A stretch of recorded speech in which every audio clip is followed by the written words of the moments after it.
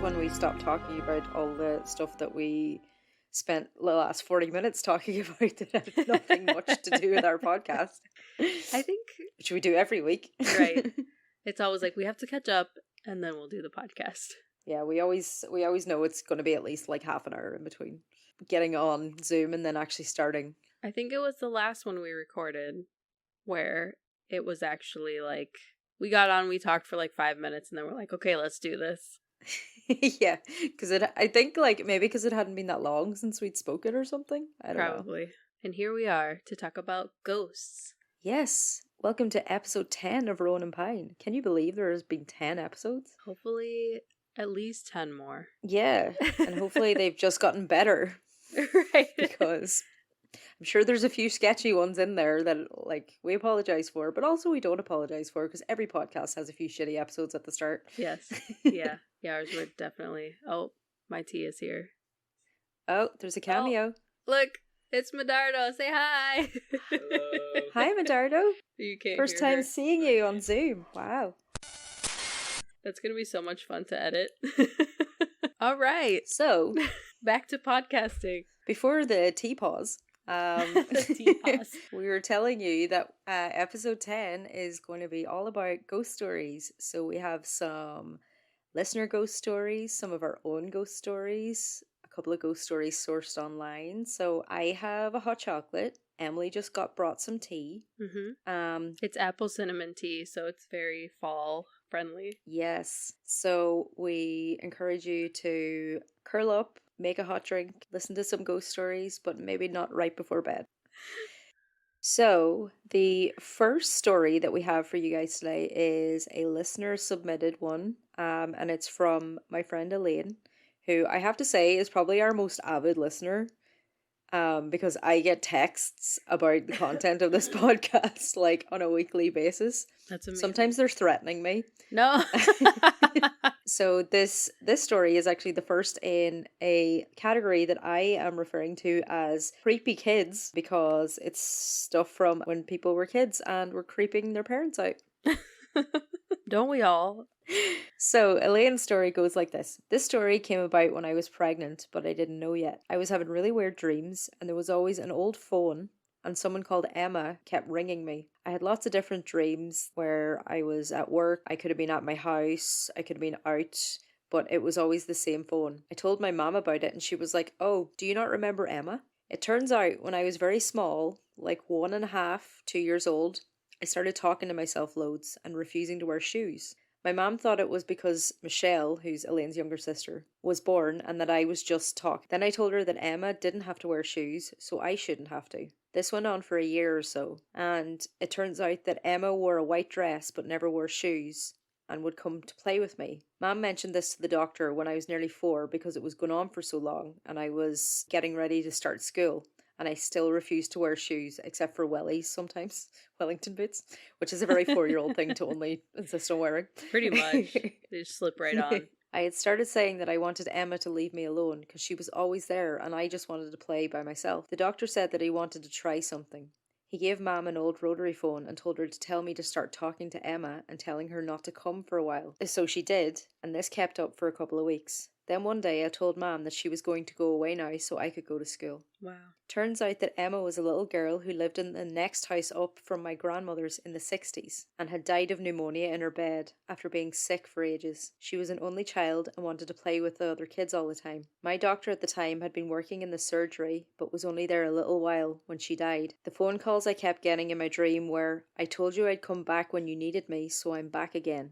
And then when I was about 6 months pregnant, I was home one night and Simon, who's Elaine's partner, Simon says, I sat up in bed and I had a full-blown conversation with someone about things, but there was nobody else there. Wow. Yeah, so Elaine is being haunted by a little girl called Emma. From, like, the past, but she never knew this girl, correct? No, she didn't, but it's so interesting that, like, her doctor, because, like, that's such a small town, like, doctor thing as well, that the doctor kind of had an idea who this little girl was. Right. And, like, would have known because of the area. Yeah. You know? That's not something that I would happen in like Chicago. Yeah, so like this little girl had like lived and died 20 years before Elaine was even born. Wow. Which is crazy. And then the whole like she's not wearing shoes and she like I shouldn't have to wear shoes because Emma's not wearing shoes. Ugh, Yeah. Elaine. I think the creepiest part for me is her having a conversation in the night. Yeah. Because that's that would scare the hell out of me if I was like, per Simon.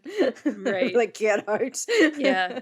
Who are you talking to? You're sleeping on the couch. Take your ghost with you. She also has another like mini story. So her daughter is called Emily. So now hello. Hi Emily. Now when I'm referring to you in WhatsApp, I have to say podcast Emily. She's like, I keep thinking you mean my Emily. So you talk about me? Yeah, I talk about you all the time. I'm always bitching about you. I'm like, fucking Emily. No. There's like a bed in this room, and Medardo came up here. I was just like laying on the bed because I was like, I'm tired. He was like, all you did was get up and get ready, and you're tired. But hey, nobody needs to be called out like that, okay? Yeah, I was laying there and he's like, what are you doing? Like, do you have plans on what you're gonna do or something like that? And I was like, I'm just waiting for my Neve to get online. Yay. So you're possessive now, or I own you. You're my Neve now. That's funny as well because like you clearly don't know any others. Right. You don't even have to be that specific. Right. So Elaine's Emily, when she was a little girl, she used to play games and talk for hours on the stairs at her dad's mother's house, so Simon's mother's house, so her grandmother's house. Used to play games and talk for hours on the stairs in Simon's mum and dad's house to somebody she referred to as Mammy's grandpa with the funny hair. And Elaine's grandfather had a white streak down the middle of his scalp. Interesting. And Emily was playing with him. Wow. Yeah. I feel like I've heard so many stories of that where there's a family member who's passed away and the kids are like, oh, I was playing with so-and-so. And it's like, they perfectly describe their relative who's gone. And it's like, yeah. Okay, cool. So you gonna call the exorcist or am I? No. Yeah, or like it'll always be that like they'll be describing someone or talking with their imaginary friend and then they'll see like a photo of some dead relative. Yeah. And they'll be like, oh, that's my friend. And you're like, no, it's freaking not. Throw the whole child away. Right. We're done. You're being put up for adoption. I have another creepy child story, which I got from a book that I will link in our sources. And they had titled this one Whispers in the Dark. Ooh. Mike's story might sound familiar to those who have experience with spirits living in their home. He was only a small child when his family moved into their house, and he remembers how much he enjoyed rushing up the stairs. For a while it was just a childish game, seeing how fast he could run up the stairs, until he started hearing the whispers. A male voice started talking to him in whispers from the top of the stairs, promising him things in exchange for him running up certain steps. He made bets with him. At first, the bets were fairly innocent. A penny, a shiny rock, a toy, etc. After a while, they got darker, right around the time the creepy voice started betting on Mike's life. He would bet on his life that Mike wouldn't reach a certain level, or that he wouldn't make it to the top of the stairs. This went on for a while, and the little boy just grew up and grew out of it. They have in quotation marks. Well, he liked to think he just imagined it all, like little boys imagine things. However, many years later, a conversation with his brother changed the narratives significantly. One night, while sitting around reminiscing and talking about scary stories, Mike shared the story of the voice with his brother Pete, laughing about how silly he was as a little kid, imagining a voice and games like that. Pete, however, wasn't laughing. He was completely white, standing still, with his voice trembling a little. Would the voice make bets with you, he asked, afraid of the answer. The two brothers just stared at each other, terrified. Nope. Nope. Stair demon. A stair demon. Now we have to be afraid of stairs. And now we have to be afraid of gambling ghosts. Yeah. Gambling stair demons. Like, yeah, I don't like it. I can't believe this whole like whispering thing. No, absolutely not. It freaks me out. I don't like the interaction of a ghost like making bets about you achieving something or not. I don't know. It's just like extra creepy somehow. Yeah, and especially because it's a child as well. Because it's like, it starts off so innocent because usually like that's how you, especially like a little boy, like that's how you encourage them to do things. Like, oh, bet you can't like make it to the top of the stairs, you know. That would be my bet trick. You can't wash your hands really quickly. Yeah, that was always my trick when I was a nanny and the kids wouldn't eat. I'd be like, bet I can eat faster than you. And then they'd be like, no. And they'd like quickly, they'd eat their dinner. I'm like, gotcha. So like as a kid, you'd be so used to adults going like, bet you can't do this. Right. Or like other kids like taunting you. Obviously he was trying to like make it so that they would hurt themselves. Yeah, I was gonna say probably like fall down the stairs or something. Yeah. Oh god. Terrible ghost. Yeah. There's also a little mini one from Elaine's sister Catherine, who has a little girl called Clodagh, who is a hilarious child. Every story I hear about her is just so funny. But she was also a little creep because Catherine just messaged me on Instagram and she said Clodagh used to talk all the time about before when she was a boy, when I wasn't her mammy, but she knew who I was, and said she was a boy and then she went to bed and she woke up a girl and I was her mammy. I've heard so many stories about children like that. Like the one, I think there was a documentary about this little boy who, he's from like Ohio or something in the United States. And he was like, this isn't my house. You're not my parents. And like, he was like, I live in Ireland. And they're like, no, you don't. Have you heard this one before? I think I read it like in a magazine or something when I was a kid and just being like, whoa. And he was able to, wasn't he able to like map out the area and stuff? So they brought him to Ireland and they're like, yeah, he was able to be like, oh, it was like here. He like pointed out on the map or something like that. And then when they brought him there, he's like, oh, and like coming up is like where the airplane was or something like that. And he was able to like recall things that were accurate about this area, and he like walked them through the house, and he's like, oh, and back there was like my sister's room, and like there's a fireplace in there, stuff like that, and he knew all of it. It was so creepy. That's so crazy. Yeah, because it's like, you know, the whole like reincarnation thing. Maybe that's where like the whole idea of reincarnation came from. Like, I know that's like a very strong belief system. Yeah, it came from creepy children who were able to very accurately recall other places. Yeah.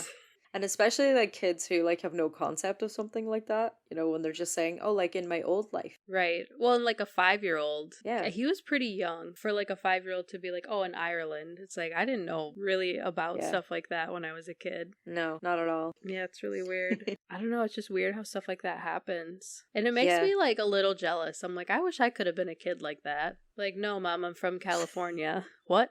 You're not my parent. Terrifying every adult you come in contact with. Don't talk to her. Yeah. She'll start staring into your soul and like talking about like taxes or something. Rent was really high in San Francisco. Have you heard about the interest rates?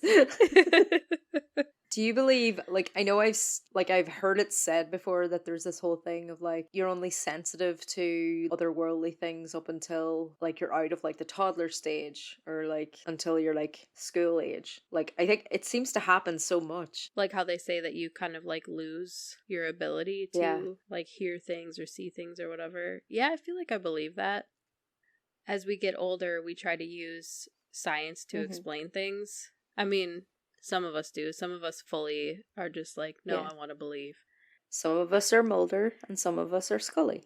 Yeah, and I think when you take so much time to be like, oh no, it was the wind or it was this or it was that, you just like, I don't know, you maybe like train your brain to think that's what it is every time. You like hear something, it's like, oh, it's just the house creaking. What do you think? Yeah, like I think part of it is when you're small and like that's the way you learn to not be scared of things. Like, I remember when I was little and say, like, I had watched, like, a scary film or something like that and say I had trouble going to sleep. The one thing my mum used to always say to me is, like, oh, well, that doesn't happen here. Like, that film is set in, like, California. Like, that only happens there. You rationalize things, and that's how you protect yourself from being scared. I think that's where it all comes in. Like, that's your rational brain is protecting you, stop you from, like, freaking out over... Because if you thought that, like, every noise in your house was a ghost, you would absolutely never sleep ever. It's kind of how, when I was a kid, I was oddly afraid of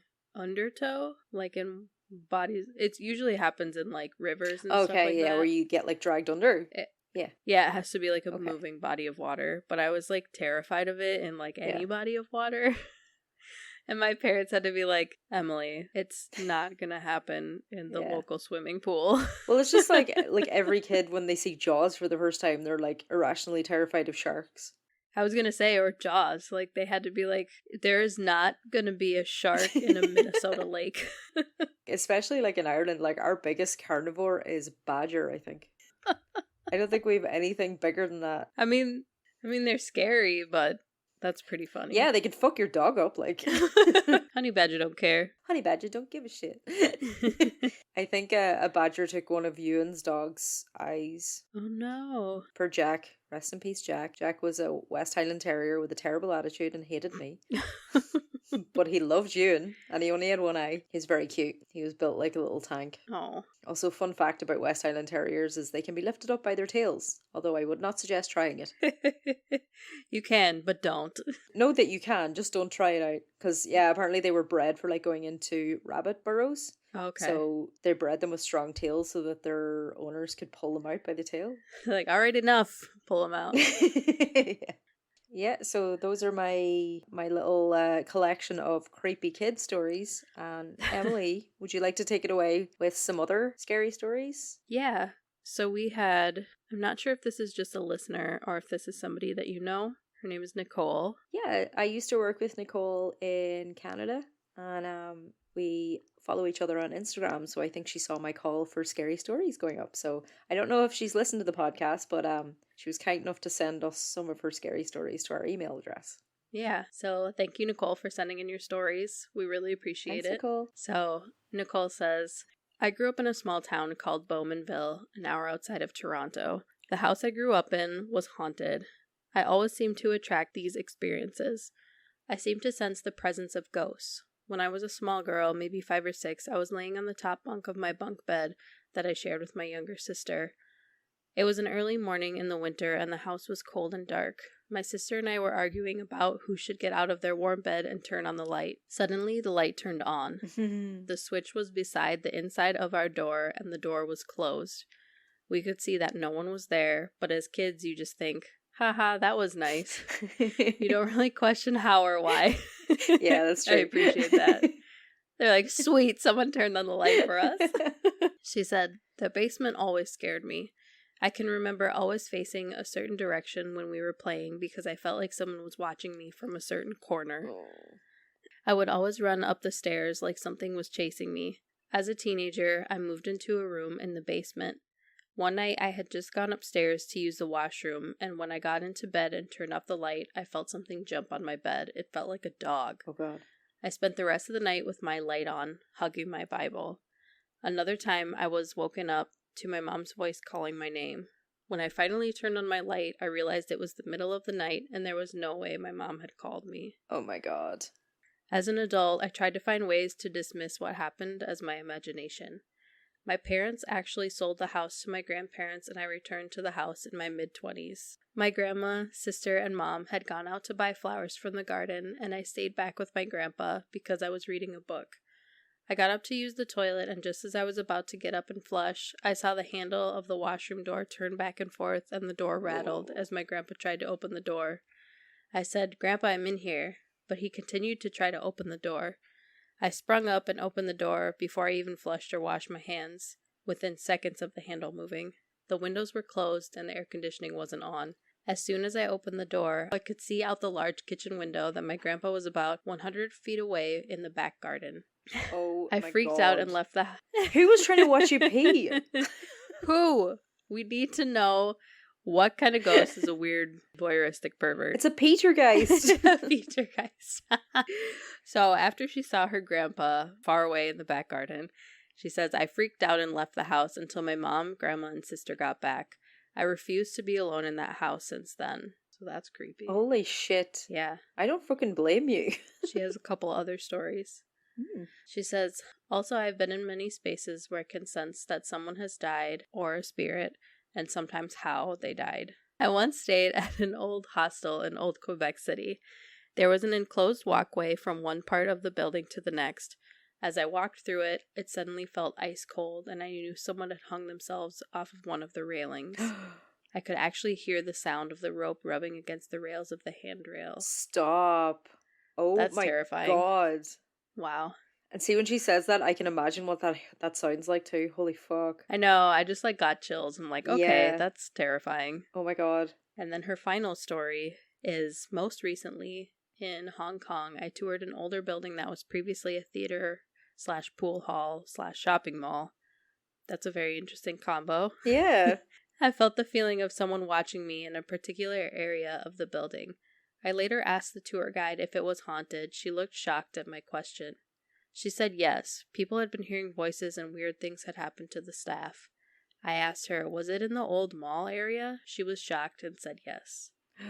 She said, fuck. That's all I have. Hopefully nothing else happens to me. I absolutely hate the way it makes me feel. It scares me. Oh my god. I'm sorry this happens to you, Nicole. Yeah, I'm sorry, Nicole. Holy shit. Hopefully it does stop happening to you, because that sounds terrifying. Especially, like, when you can sense a spirit and, like, how they die. That's pretty wild. That's some, like, sixth sense shit. Yeah. Like, oh my god, see that thing with, like, hearing the rope? Holy fuck. Yeah. Like, proper chills. Have you ever watched the shows, like the ghost shows, where they'll be, like, in a haunted place and then they bring the psychic in?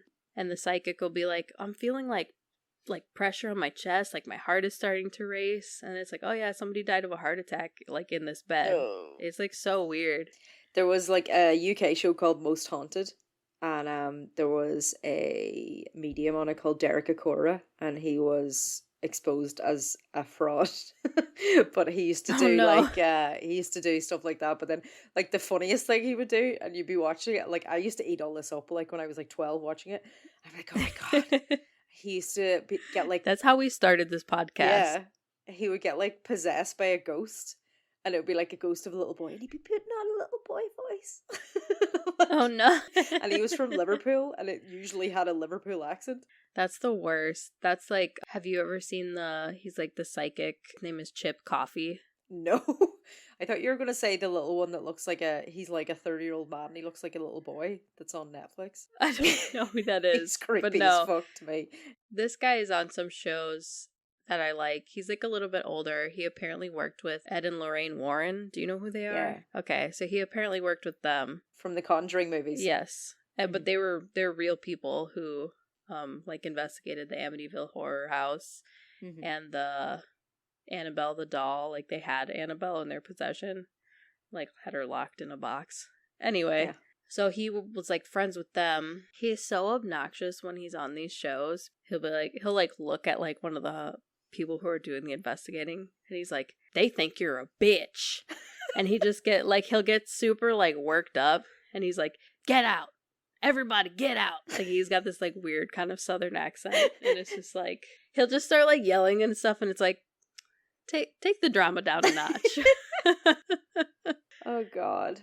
Yeah, like, I would love to think that, like, some of these, like, TV mediums and stuff were real, but, like, I don't believe a single one of them. I believe people can be, like, they can sense things, even if it's, like, a freaking magnetic thing, or, like Nicole was saying, like, she can tell if there's, like, an energy or something like that. Yeah. People like the Long Island medium, like... She's terrible. She's like 85% hair. Is she picking up signals in her hair? Like... And the way she'll just walk up to somebody, like, at Target, she's like, honey, somebody is telling me to tell you that they love you. It's like, you could say that to anybody, and they're gonna be like, oh, yes, I have a loved one who is dead. You're at Target and you want to go, like, buy some tampons, and then some woman with, like, a beehive basically comes up to you. It's like, somebody loves you. Her terrible spray tan. Quit buying condoms. Your grandma wants you to have a baby. Yeah. Or something like that. It's so fascinating, like, how they, like, when you hear, like, a breakdown of how they do, like, they call them hot readings and cold readings.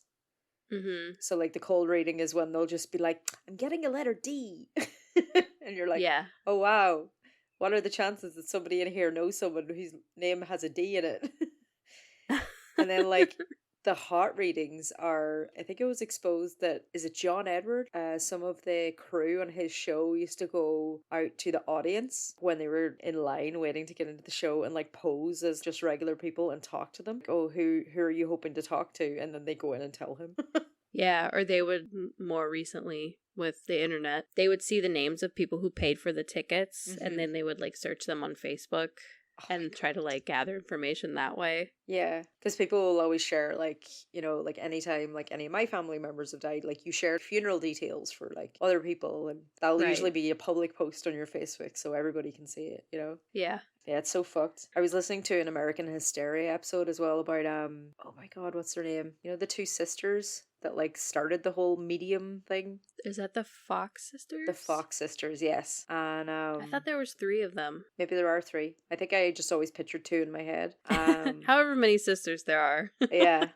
And just how that like they had all confessed about like how they used to make the knocking sounds, and like at one point they were like hitting apples off the table to make like the knocking sound. One thing that she brought up in that episode was the whole phenomena of, I know you and I have discussed before, like memorial photography and death photography, but this whole subgenre of ectoplasm photography. Mm-hmm. And I looked some of them up. Oh my god. It's super cool. I love like the ectoplasm photography just for like the visual. Yeah. And the fact that like people would see it and believe in it.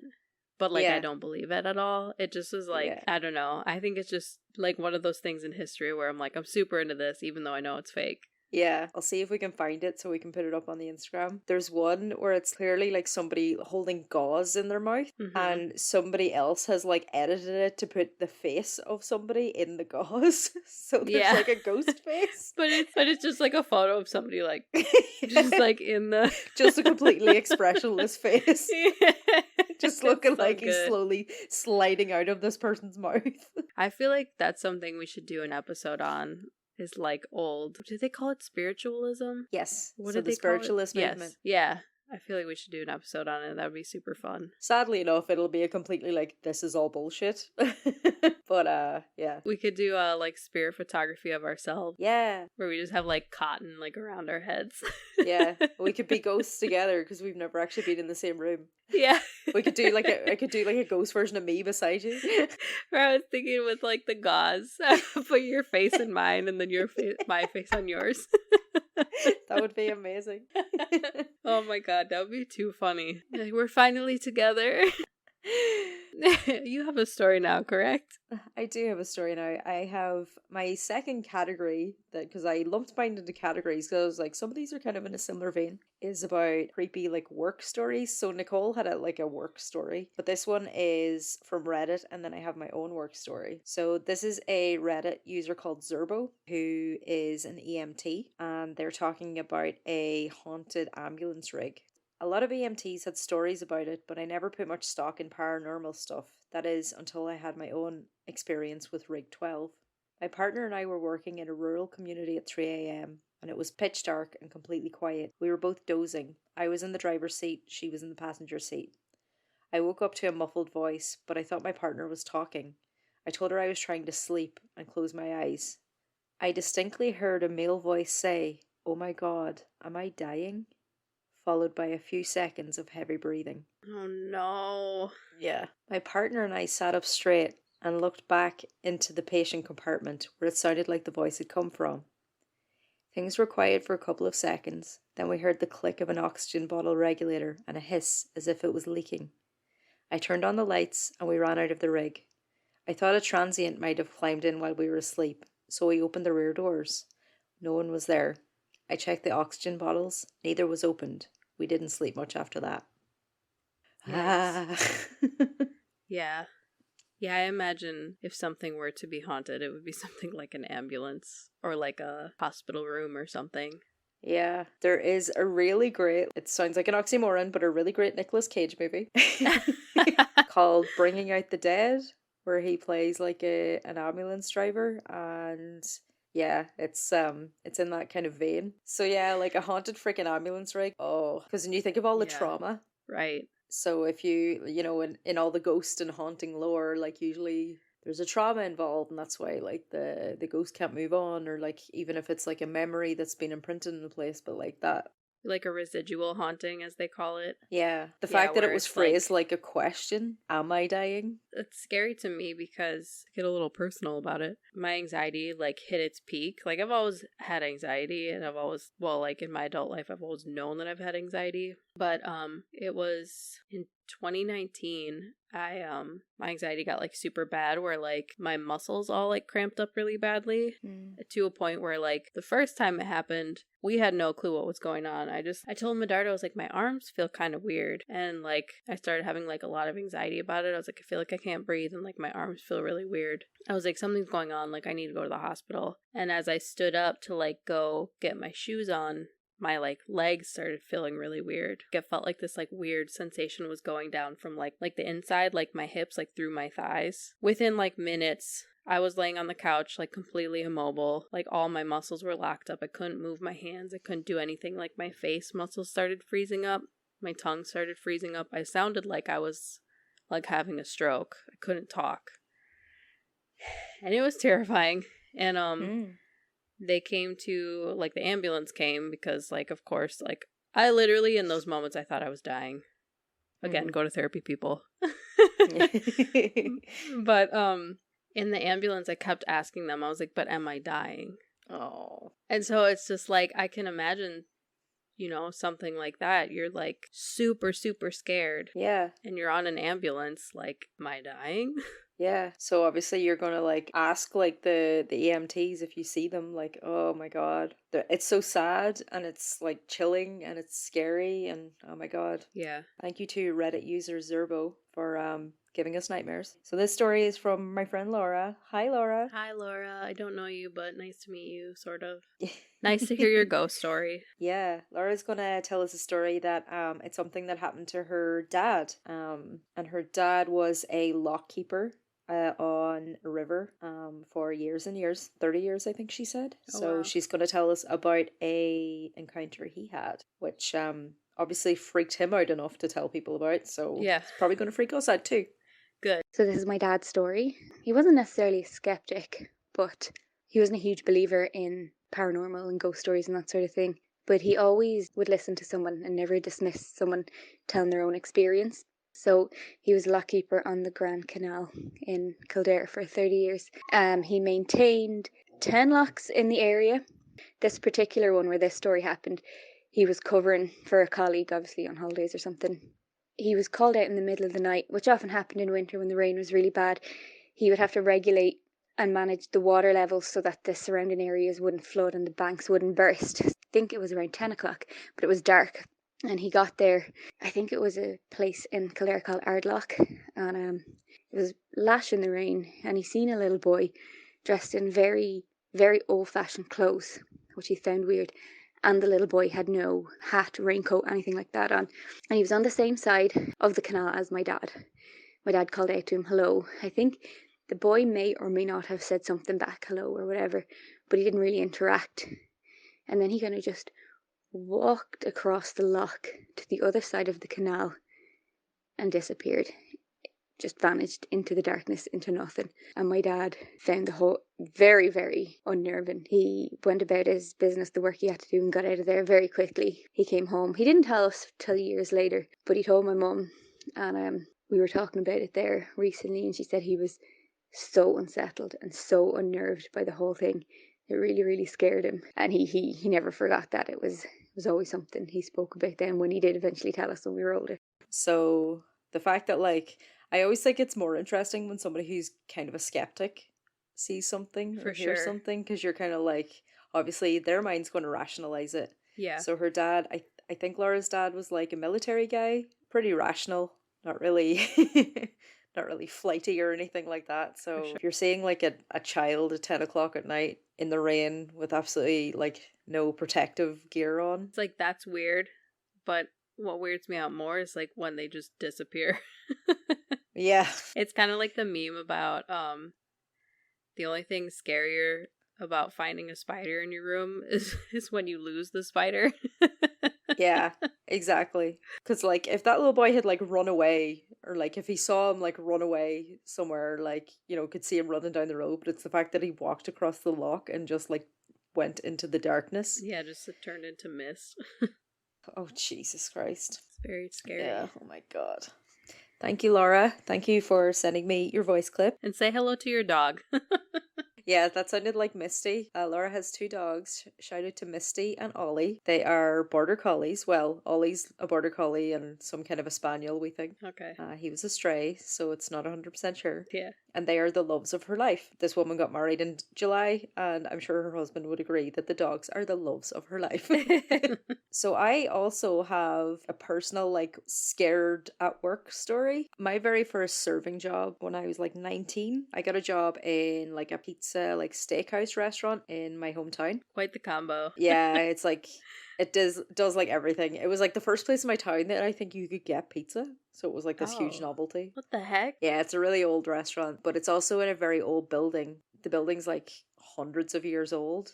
It's right on the quays in my hometown. So, like, obviously those buildings have been there as long as the harbour has been there. So I think maybe at one point the building was like a residential building. So they're all like, you know, attached to each other. And classic, like, kind of old building things like stonework, creaky stairs, creepy stairs, drafts. But no, it was a good place to work, and I always had fun there. So there was like an older guy who was like our kind of like our head waiter at the time. He was a bit of a jokester, and I had been saying there was a few times that say it was like a quieter night, so we'd close off the upstairs dining room, and then like say one of the servers would just be let go up there, and we would like clear it down and like reset for the next morning. Like say this was on a Saturday night, so I would be up there on my own. I remember saying this to like a few people, saying that like I could hear people whispering my name, and I thought it was like people joking with me, but then there was a few times that it was like it was so close to my ear, and it was like so forceful. It would be like it would start off like Nave, Nave, and then Nave.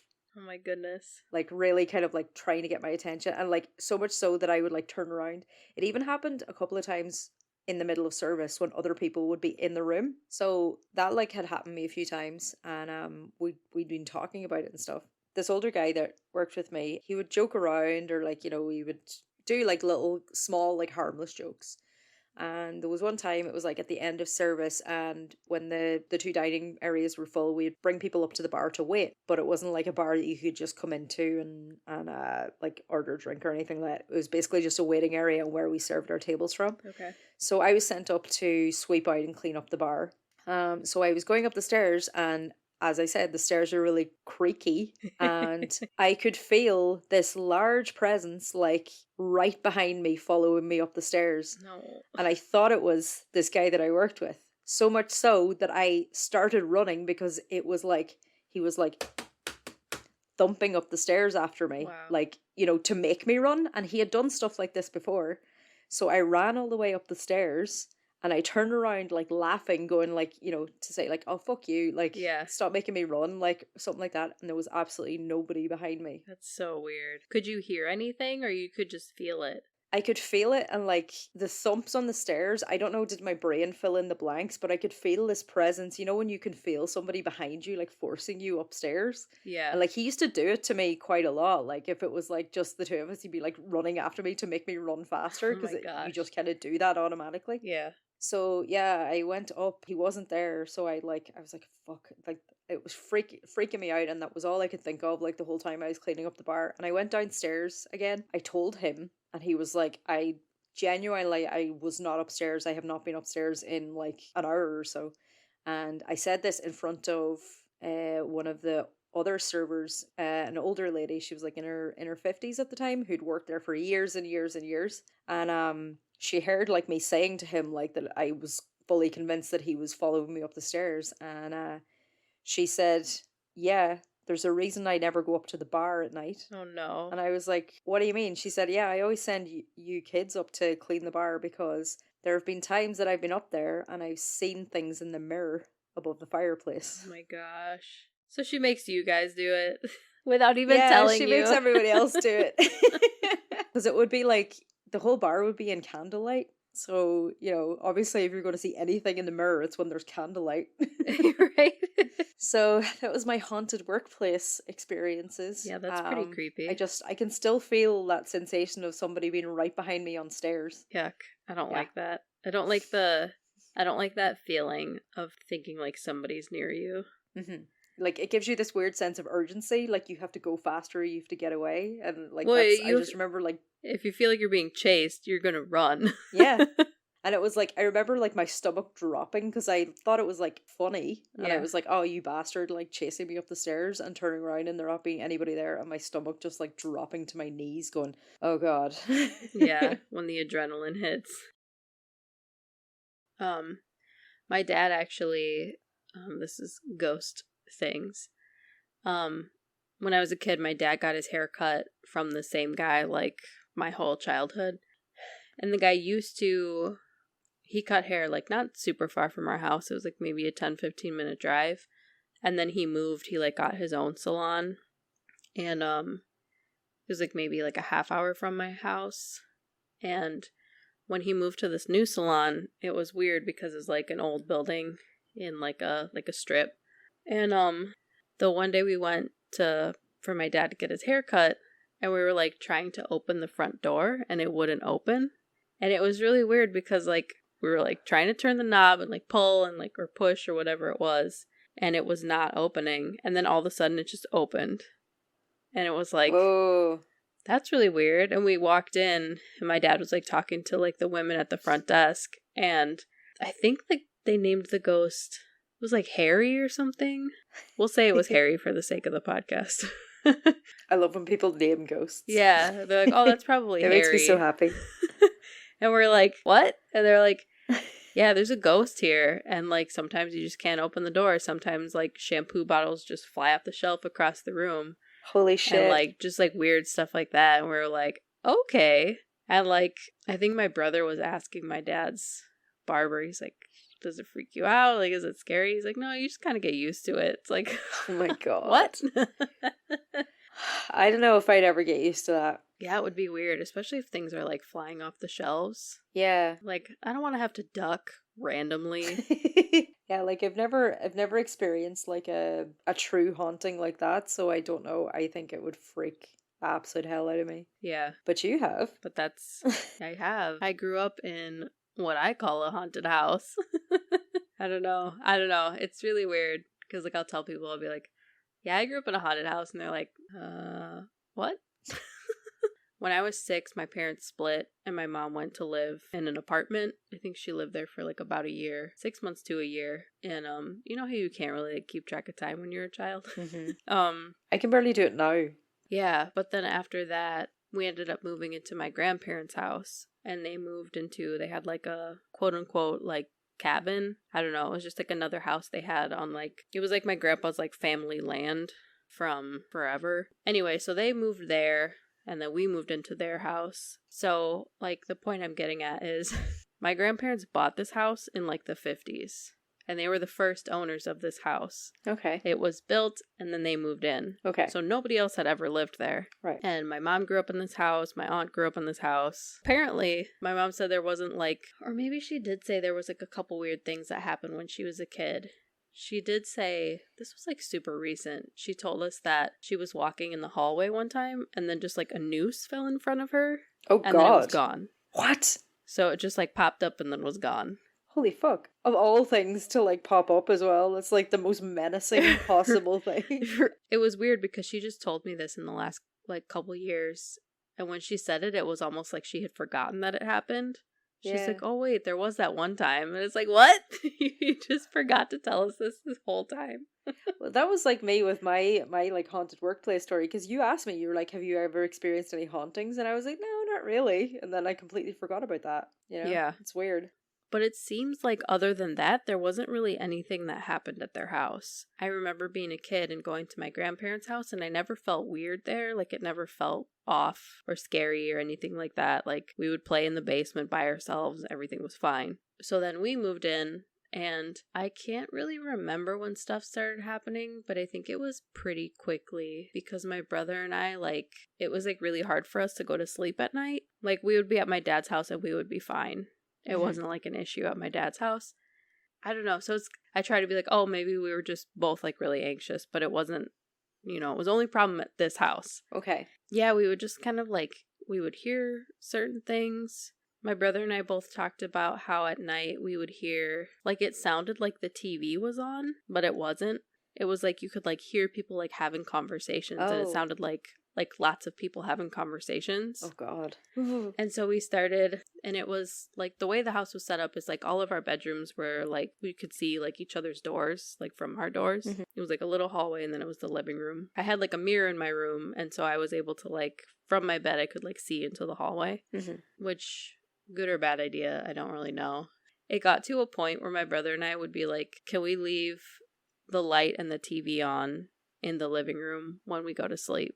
Oh. Because we just like, I don't really know what it was. It was just kind of like, I don't know. It was really weird. You just had this There like were unsettling times- feeling that like you were afraid of like the darkness and the silence in the house. You just wanted. Yeah. There were nights when I would try to go to sleep and I would hear somebody yell in my ear to wake up. Oh, God. So it would be like, I'd be like laying there like trying to go to sleep, and then all of a sudden I would just hear like, wake up! And I'd be like, oh my God.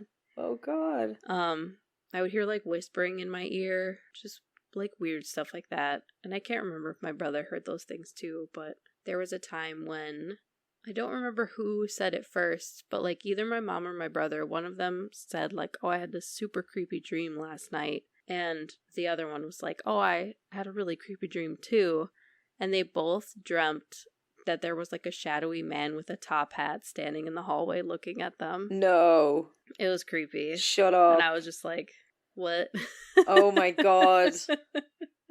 Oh, fucking hell. No. Never sleep again. Holy shit. And I felt like at my mom's house, I felt like I could not sleep. It just was like constant. It was Jesus. terrible. It's so weird because I wish I could remember like ages that these things happened at, but I can't really. It's just like all of them just happened over the course of the time that we lived there. Yeah. But I do remember I was probably like 13 or 14, not like super little anymore. But my mom and I were sitting on the couch, and I know it was Christmas time because the Christmas tree was up. We're watching TV, and then my mom's like, do you hear that? And I'm like, no. And so she like put the TV on mute or shut it off. I don't remember. And we're both sitting there listening, and she's like, you can't hear that?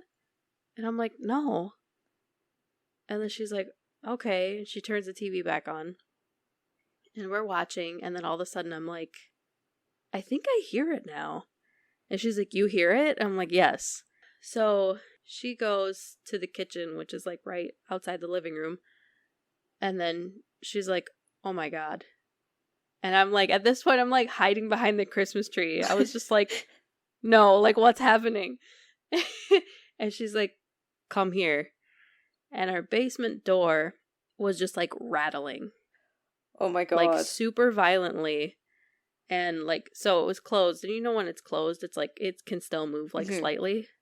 So it's just sitting there and it's like, duck, duck, duck, duck, duck, duck, duck, duck. And we're like, what is going on? And then my mom just like quickly grabs the handle and she flings it open and there's nothing there. Oh my God. And she turned on the light and she went down the stairs and she's like, whatever you are, get out of my house. And she's like yelling. Holy shit. It was terrifying because that was the first time that had ever happened, and then it never happened after that. Yeah, so I like remember, it's not like it was a draft or something like that, like clearly. right. I was telling a friend about it and he was like, yeah, like air vents. And I'm like, there were no air vents near this door that could push it like that. And then he's like, oh, there's like, I don't know, like people were trying to like figure out what it could be. And I'm like, it was winter. It was cold. We didn't have windows open. There was no vent near this door. It was creepy. Holy fuck. There was another time when this is probably like one of the scariest experiences that I had at the house. In the basement, we had this, the basement was finished. I don't know if that's like a thing where you are, but sometimes you'll have like an unfinished basement. And, we don't really have basements at all. Okay. We have attics, but not basements. But yeah, like a lot of houses will have like an unfinished basement where it's just kind of like concrete and like 2x4s and stuff. Okay. So like our basement was finished all except for like this one room, and it was just like a storage room where my grandpa had built a bunch of shelves, and we just called it the back room. It was creepy. We never liked going in there. This room was like U-shaped, so you'd go in one side and then it would like curve around, and there were like shelves in the middle or like cabinets. So you couldn't like see to one side and whatever. But there was a pencil sharpener all the Mhm. way in the back. We would always be Okay. like, Mom, can you sharpen my pencil? Like, I don't want to go back there. Was this like a big pencil, like a crank Yeah. one? Is that what Yeah. you mean? Okay, Like, yeah, from, like, school. yeah. Because my grandpa had, like, a workbench back there. Like, he would, like, work on things back there. Uh, So, yeah, so this room was, like, really creepy. We never liked going back there. It was called the back room. There would randomly be times where, like, the stuff was just thrown off all the shelves, and it would just be, like, strewn across the floor. no. My mom would yell at us. Like, she thought that we were going back there and, like, doing stuff. And we're like, no, we're not. But, of course, she didn't believe us because we're kids, and kids lie. Yeah. But, yeah, so there would be, like, stuff, like, thrown around back there. There would be, like, I don't know. It was just, like, weird. And you got, like, a weird vibe in there. So, anyway, like, one of the scariest things that happened to me was my brother and I went to separate schools. So he was gone to school, my mom was gone to work, and I was waiting for my dad to come pick me up to bring me to my school. So I'm standing, like, the upstairs in our living room, but, like, where I was standing was, like, over where the back room is in our basement. Mm-hmm. And I'm standing looking out the window, waiting for my dad, and then all of a sudden it's like, boom! And it shakes my feet. Like, the floor shook, and it sounded like the sound came from the basement. Oh, God. And I was like, oh, okay. I don't know. I just was kind of like, maybe somebody's outside with, like, a big truck. Maybe they're, like, offloading something or whatever. And so I went around the house. I looked out all the windows. There's nobody outside. Nothing going on. No trucks, no nothing. Of course. Right. And then I, like, started feeling, like, pretty anxious. And I'm like, okay, well, just, I'm going to continue waiting for my dad. And then it happened twice more. It was just like, boom, boom. And, like, it rattled. And, like the window shook. And my feet shook, and I was like, I'm getting the hell out of this house. And I went, and I just, like, sat in the driveway and waited for my dad to come pick me up. Oh, fuck me. It was terrifying. What the hell was in that basement? I know, I'm like, what was in that house? Thudding and then rattling the basement door and then visiting you guys in your dreams? Yeah. Yeah, it was, Oh, it Jesus was creepy. Christ. I think there's other stuff that happened that I'm not fully remembering. But yeah, it was just, like, a lot of weird stuff. I never wanted to be alone in this house. Yeah. I don't blame you. I wouldn't want to be alone in that house Right. now. I know. I wonder the people who live there now and, like, who've lived there since we've lived there. Yeah. I, like, always want to go to the door and be like, do you guys experience weird stuff in this house? Yeah. That would be so interesting. The woman who bought it from my mom, apparently she just, like, moved out and, like, never went back. And it was empty for a couple years. Whoa, classic horror movie move. Yeah, like, so that was weird. Although I don't know how true that was. I can't remember where this information came from. Yeah. But yeah, it was really weird, and it always makes me want to go back and ask people. But my mom had a friend who was, like, a psychic medium lady. She was very, like, woo-woo and, like, spiritual. Mhm. And she came to the house, and she was like, I feel death here. Oh, God. Cute. Of course she did. That's fun. It's never like, I feel that there should be more puppies here. I feel love here. Yeah. I feel like I'm being hugged. She just felt death. No, it's just creepy top hat man rattling the door. Kicking the ceilings or whatever the hell he was doing. Oh, God. Yeah, it was pretty terrifying. Oh, my God. Thanks for the nightmares, Emily. You're welcome. I'm like, I don't know how I survived, and then I'm like, yeah, you did sleep. Yeah. Holy shit. I'm surprised you were able to finish school. Yeah, seriously. There was also there was one weird thing that happened at my dad's house, and it was when I was really little. I was like 7 or 8, and I got into the shower, and, like, I turned it on, and I'm, like, putting shampoo in my hair or whatever the heck I was doing, and all of a sudden there's this voice, and it goes, is it hot? And I was like, Holy. And from then on, for, like, a year, I would ask my dad to, like, sit in the bathroom while I took a shower. Oh, my God.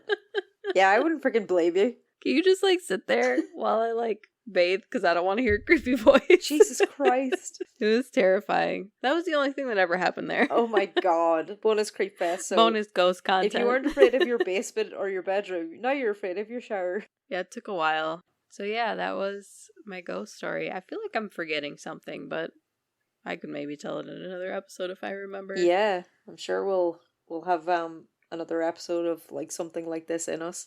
And if Yeah. anybody else is listening and going, hey, I wanted to submit my ghost story and I forgot or I didn't do it, you can still do it. I didn't look at all the messages or all the posts that you guys made about requesting scary stories. Yeah. So yeah, if you want to submit any of your own, you can DM us on Instagram. Our Instagram is Rowan and Pine. You can email them like Nicole did to rowanandpinepod@gmail.com. Look us up on Facebook, but that's mostly a placeholder. Yeah. It's just so we could take the name. Thank you to everybody who submitted stories. Thank you to everybody who listens and interacts with us on social media. It's really cool to see like people sharing their thoughts or telling us what they learned from an episode, and like it makes me really happy when I go on to our Instagram and I see the comments. Yeah, my dad gave the most recent where he's like, "Oh, I never knew this. That's super cool." Oh, like, "You're welcome, Dad." That's nice. My parents are big fans of the show. My dad doesn't know what a podcast is. We also take voice clips. We don't have to play your voice on it. We can do dramatic reconstructions like on on like Crime Watch or whatever the hell. What's Crime Watch called over there? I have no idea. You know, America's Most Wanted. Oh, okay. Yeah, or like a 48 hours or something. Yeah, dramatic reconstructions with terrible acting. Yeah, me and Emily can do that with your story. There's like a weird scuffle. Yeah, and it's always like the camera's up too close and it goes really shaky or something. Yeah, and they're like, "Why won't you just die?" They're just not. It's so weird. And it's always in broad daylight as well. There's a crowd. It's like outside a Walmart or something. Anyway. Oh no. But yes, talk to us. Tell us your thoughts and feelings. Also, please rate and review us. That really helps us. You know, if we have good reviews and ratings and things like that, then it bumps us up so that people see the podcast. And don't forget to check us out on YouTube as well. I've been using Emily's amazing art as the thumbnails, so you can go check it out there. And it's another chance to see it rather than scrolling on Instagram. I don't know about anybody else, but I like putting on YouTube things to fall asleep to. So yeah, you can listen to us giggling and talking about spooky shit. Then hopefully you'll have nightmares because you deserve them because you touch yourself at night. Wait, what? Fuck yeah, folklore. Fuck yeah, folklore. I've been Neve. And I'm Emily. Goodbye. See you next week. Goodbye and good night and sweet dreams. Or not. Boo.